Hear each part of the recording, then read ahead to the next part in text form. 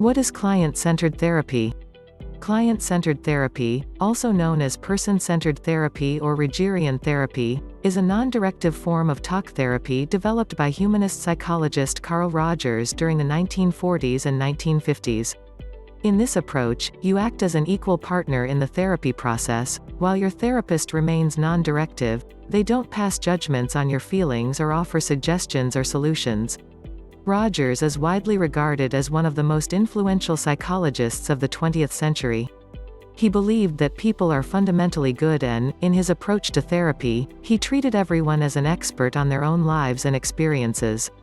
Rogers also suggested that people have a self-actualizing tendency, or a desire to fulfill their potential and become the best that they can be. His form of therapy was intended to allow clients to fulfill that potential by relying on their own strength to change. Point 1. Initially, Rogers called his technique non-directive therapy. Much like psychoanalyst Sigmund Freud, Rogers believed that the therapeutic relationship could lead to insights and lasting changes in clients. While his goal was to be as non-directive as possible, he eventually realized that therapists guide clients even in subtle ways. He also found that clients often do look to their therapists for some type of guidance or direction. Technique's mental health professionals who utilize this approach strive to create the conditions needed for their clients to change. This involves a therapeutic environment that is conformable, non-judgmental, and empathetic. They use 3 techniques to achieve this. 2. Genuineness and congruence, unconditional positive regard, empathetic understanding. By using these 3 techniques, therapists can help clients grow psychologically, become more self-aware, and change their behavior via self-direction. In this type of environment, a client feels safe and free from judgment. Client versus patient. Rogers deliberately used the term client rather than patient. He believed that patient implied that the individual was sick and seeking a cure from a therapist. By using client instead, Rogers emphasized the importance of the individual in seeking assistance, controlling their destiny, and overcoming their difficulties. This self-direction plays a vital part in client-centered therapy. Genuineness and congruence. Client-centered therapists display genuineness and congruence with their clients. This means they always act in accordance with their own thoughts and feelings, allowing themselves to share openly and honestly. This requires self-awareness and a realistic understanding of how internal experiences, like thoughts and feelings, interact with external experiences. By modeling genuineness and congruence, your therapist can help teach you these important skills. Displaying genuineness and congruence also helps create a secure, trusting relationship between you and your therapist. This trust contributes to a feeling of safety, which may help you engage with therapy more comfortably. Point 3. Unconditional positive regard. Your therapist will show unconditional positive regard by always accepting you for who you are and displaying support and care no matter what you are facing or experiencing. They may express positive feelings to you or offer reassurance, or they may practice active listening, responsive eye contact, and positive body language to let you know that they're engaged in the session.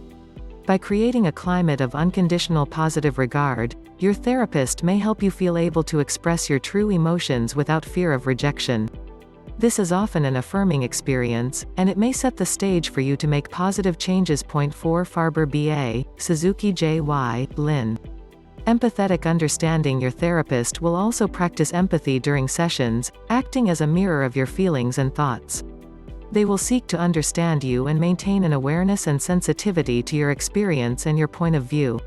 The goal is to help you build a rapport with your therapist and ensure that you feel fully understood.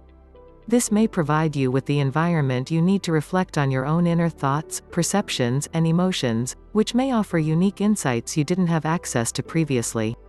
What client-centered therapy can help with? Client-centered therapy may help people who are experiencing anxiety and psychosis, 6 dementia, 7 depression, 8 mood disorders, 4 negative thoughts related to post-traumatic stress disorder, PTSD, 9 benefits of client-centered therapy. Client-centered therapy may improve self-concept, which is your organized set of beliefs and ideas about yourself. Self-concept plays an important role in determining not only how people see themselves, but also how they view and interact with the world around them. Point 3. Sometimes, self-concept is congruent with reality. In other cases, self-perceptions are unrealistic or not in tune with what exists in the real world. While most people distort reality to at least a small degree, when self-concept is in conflict with reality, incongruence can result. For example, imagine a young woman who views herself as an interesting and a poor conversationalist despite the fact that other people find her fascinating and quite engaging. Because her self-perceptions are not congruent with reality, she may experience poor self-esteem.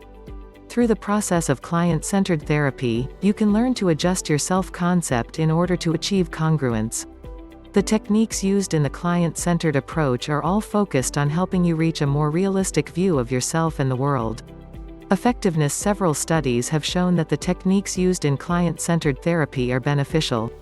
Genuineness and congruence appear to lead to better outcomes, especially when they are used in school counseling settings. Point 3. Unconditional positive regard is also effective, particularly at improving overall well-being for people with mood or anxiety disorders. Point 4. Empathetic understanding appears to promote positive outcomes, especially for people experiencing depression and anxiety. Point 5. It's not clear if these factors alone are enough to promote lasting change in clients.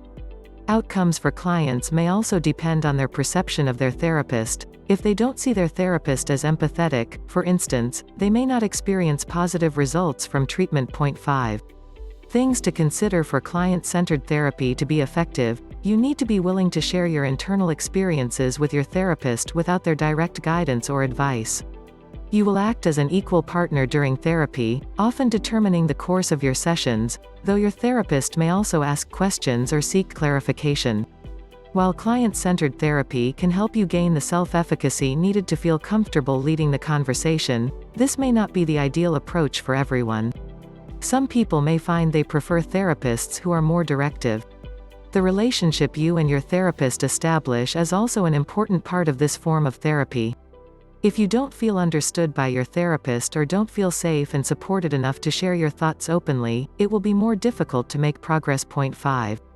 How to get started. Client-centered therapy can be delivered individually or as part of group therapy in both outpatient and inpatient settings. If you're looking for a therapist near you, you can ask your primary healthcare provider for recommendations. During your first session, your therapist will ask about the problems you're facing and your reasons for seeking treatment. They may also go over how the therapy process works and answer any questions you may have, including those about billing and health insurance. Throughout treatment, your therapist will encourage you to step into an equal role. They may reflect what you say back to you to make sure they understand the thoughts and feelings you're expressing. Overall, you'll be encouraged to explore the issues that are important to you, with your therapist offering support along the way.